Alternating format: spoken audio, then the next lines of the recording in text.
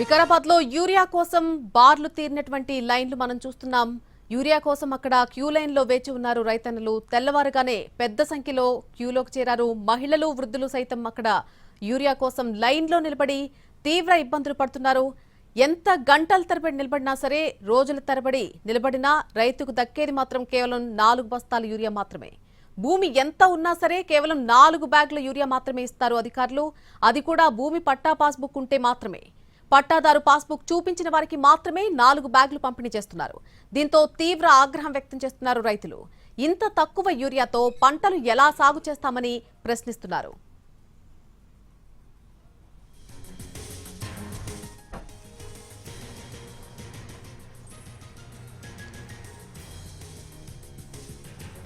ఇక సంగారెడ్డి జిల్లా సుల్తాన్పూర్ గ్రామంలో యూరియా బస్తాల కోసం రైతులు ఎగబడ్డారు.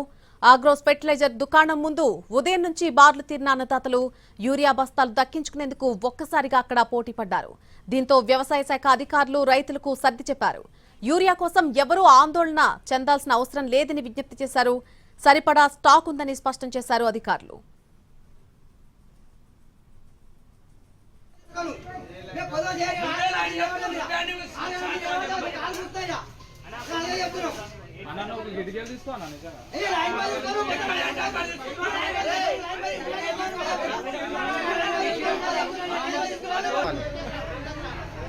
సిద్దిపేట జిల్లా దుబ్బాకలో కూడా యూరియా కోసం బార్లు తీరారు రైతులు. దుబ్బాక వ్యవసాయ సహకార సంఘం కార్యాలయం వద్ద గంటల తరబడి పడిగాపులు కాస్తూనే ఉన్నారు. తెల్లవారుజాము నుంచే పెద్ద సంఖ్యలో అన్నదాతలు యూరియా కోసం క్యూ కట్టారు. వృద్ధులు, మహిళలు సైతం అక్కడే లైన్లలో నిలబడి వేచి చూస్తున్నారు.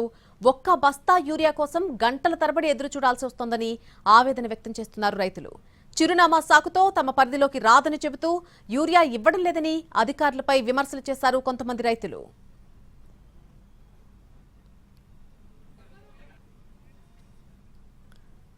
ఇదే అంశానికి సంబంధించి మెదక్ నుంచి మా ప్రతినిధి శ్రీనివాస్ మరింత సమాచారం అందిస్తారు. శ్రీనివాస్,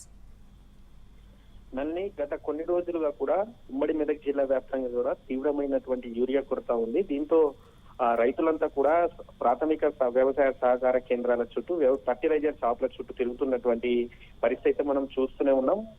దాదాపు 10-15 రోజుల నుంచి కూడా ఇదే పరిస్థితి నెలకొంది. ఉమ్మడి మెదక్ జిల్లాలో ప్రధానంగా సిద్దిపేట, మెదక్ జిల్లాలో మాత్రం తీవ్రమైనటువంటి యూరియా కొరత అయితే మనకు కనిపిస్తుంది. సిద్దిపేట నియోజకవర్గం, దుబ్బాక, గజ్వేలి 3 నియోజకవర్గాల్లో ఉన్నటువంటి రైతులంతా కూడా ఉదయం నుంచే కాళ్ళరిగేలా వ్యవసాయ సహకార కేంద్రాల చుట్టూ పడిగాపులు కాస్తూ యూరియా కోసం వేచి చూస్తున్నారు. తిండి తిప్పలు మానుకొని వారంతా కూడా వ్యవసాయ పనులు కూడా మానుకొని యూరియా బస్తా కోసం ఈ నెల వ్యవధిలోనే విస్తారంగా వర్షాలు పడ్డాయి. దీంతో అదును దాటిపోతే తిరిగి పంట చేతికొచ్చే అవకాశం ఉండదు. దీంతో పంటకు యూరియా వేస్తే కనుక తొందర ఎదిగే అవకాశం ఉంటుంది. దీంతో ఎక్కువగా దిగుబడే అవకాశం ఉంటుంది, వచ్చే అవకాశం ఉంటుంది. కాబట్టి రైతులంతా కూడా యూరియా కోసం ఫర్టిలైజర్ షాపుల ముందు వెళ్తుండడంతో మాత్రం ఒక్కొక్క రైతుకు ఎంత భూమి ఉన్నా సరే ఒక్కో రైతుకు ఒక్కో బస్తాను ఇస్తుండడంతో మాత్రం రైతులు ఆగ్రహం వ్యక్తం చేస్తున్నారు. ఇచ్చినటువంటి ఒక్క బస్తా కోసం కూడా దాదాపు ఉదయం నుంచి మధ్యాహ్నం వరకు వేచి చూసినా కూడా ఆ ఒక్క బస్తా కూడా దొరుకుతుందా లేదా అన్న ఆందోళన కూడా రైతుల్లో నెలకొంది. ఎందుకంటే ఎక్కడ కూడా సరిపడా యూరియా లేకపోవడంతో మాత్రం రైతులు ఆ క్యూ లైన్లలో నిలబడి వాళ్లకు కాళ్ళు నొప్పులు పెట్టి ఆ తర్వాత చెప్పులు పెట్టి వేచి చూడాల్సినటువంటి పరిస్థితి ఉండడంతో మాత్రం పలు చోట్ల ఆగ్రహించినటువంటి రైతుదాతలు రోడ్డెక్కుతున్నారు. ప్రభుత్వానికి వ్యతిరేకంగా నినాదాలు చేస్తున్నారు. వెంటనే డిమాండ్ కు తగ్గ యూరియా కూడా కావాలంటూ కూడా వారు ఆందోళనలు చేస్తున్నటువంటి పరిస్థితి.